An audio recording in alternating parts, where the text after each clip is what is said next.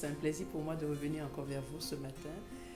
Ce week-end, nous avons célébré la journée du travail, le 1er mai. Le 1er mai, c'était la journée du travail.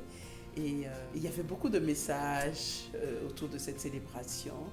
Et je voudrais faire une petite parenthèse. Alors, est-ce que nous travaillons pour nous, ce que nous faisons tous les jours quand nous nous levons?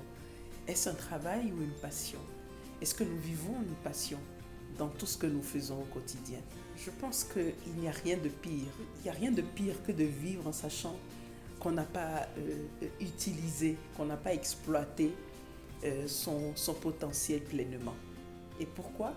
Peut-être parce qu'on n'ose pas le faire, ou peut-être parce que nous sommes incapables de passer à l'action, peut-être parce que nous avons peur de faire des erreurs, peut-être qu'on se dit qu'on n'est pas à la hauteur.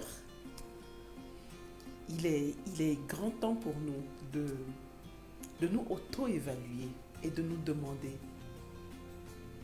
pourquoi est-ce que je me lève tous les matins et quand je vais à mon travail, est-ce que je le fais par passion? Est-ce que j'exploite tout le potentiel qui est en moi?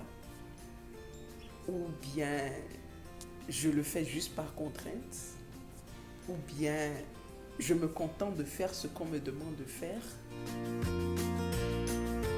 Pour moi, le potentiel peut être défini comme un ensemble de connaissances, un ensemble de capacités qu'une personne a pu développer pour accomplir un certain nombre de tâches.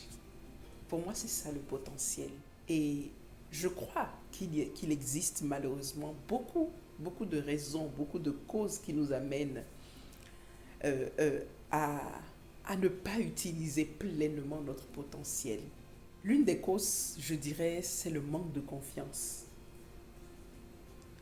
Une autre cause pourrait être le perfectionnisme. Une autre cause pourrait être la relation que nous avons avec le temps. L'autre cause pourrait être l'influence. L'influence et les valeurs qu'on nous a inculquées à notre bas âge et qui ont créé en nous un sentiment d'infériorité et qui nous empêche de vivre pleinement ce potentiel qui se cache en nous. Le premier astuce, c'est rester motivé. Ne vous contentez pas juste de traverser votre vie sans but. Demandez-vous pourquoi est-ce que vous allez au travail? Est-ce que vous êtes épanoui dans le travail que vous faites? Et sinon, qu'est-ce qui vous bloque? Le deuxième astuce, c'est avoir des objectifs clairs et concis. En général, nous n'avançons pas parce que nous ne savons pas où nous voulons aller. Et aujourd'hui, je veux nous demander, pourquoi est-ce que nous travaillons? Quels sont les objectifs qui nous poussent à travailler? Est-ce juste la motivation salariale? Est-ce parce qu'on veut contribuer d'une manière ou d'une autre à un changement, à un progrès, à la croissance d'une entreprise? Quelle est cette motivation-là? Quel est cet objectif-là? Et une fois que nous avons défini clairement les objectifs pour lesquels nous faisons ce travail, il deviendra donc plus facile pour nous de nous donner les moyens d'atteindre ces objectifs. Sachez aujourd'hui que tout le monde a du potentiel, exploité ou non exploité, mais nous avons tous du potentiel. Et comment cultiver ce potentiel? Soyez confortable et inconfortable au changement. Qu'est-ce que je veux dire par là? Nous avons été habitués à une manière de faire, mais quand nous avons pris conscience et que nous voulons aujourd'hui vivre pleinement notre potentiel, il y a des habitudes que nous avions par le passé que nous devons prendre en considération et essayer désormais de changer. Et croyez-moi ou pas, le changement peut être inconfortable, mais il en vaut la peine. La deuxième chose, soyez prêts à apprendre. Soyez prêts à essayer de nouvelles choses. Nous ne connaissons pas tous, nous ne connaissons pas tout.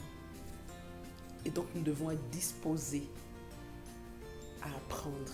La troisième chose, c'est changer notre manière de penser. Des fois, notre manière de penser constitue un blocage à notre croissance, un blocage à notre avancement. Et enfin, nous devons développer ce qu'on appelle la confiance en soi. Comme je l'ai dit, il est important pour nous de changer notre façon de penser. Et ça demande des sacrifices, ça nous demande de changer même nos habitudes.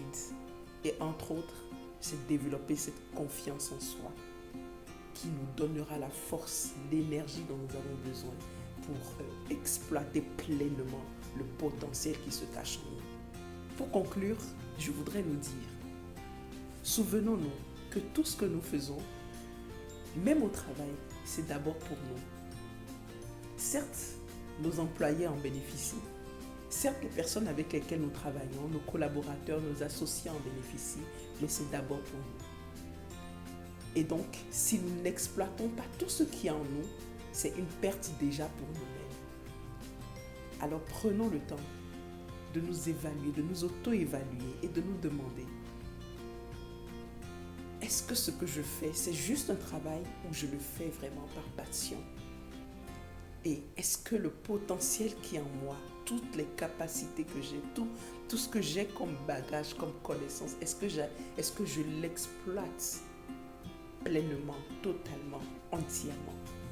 Et sinon, revoyons ce qui ne va pas et prenons de nouvelles résolutions. Changeons nos habitudes.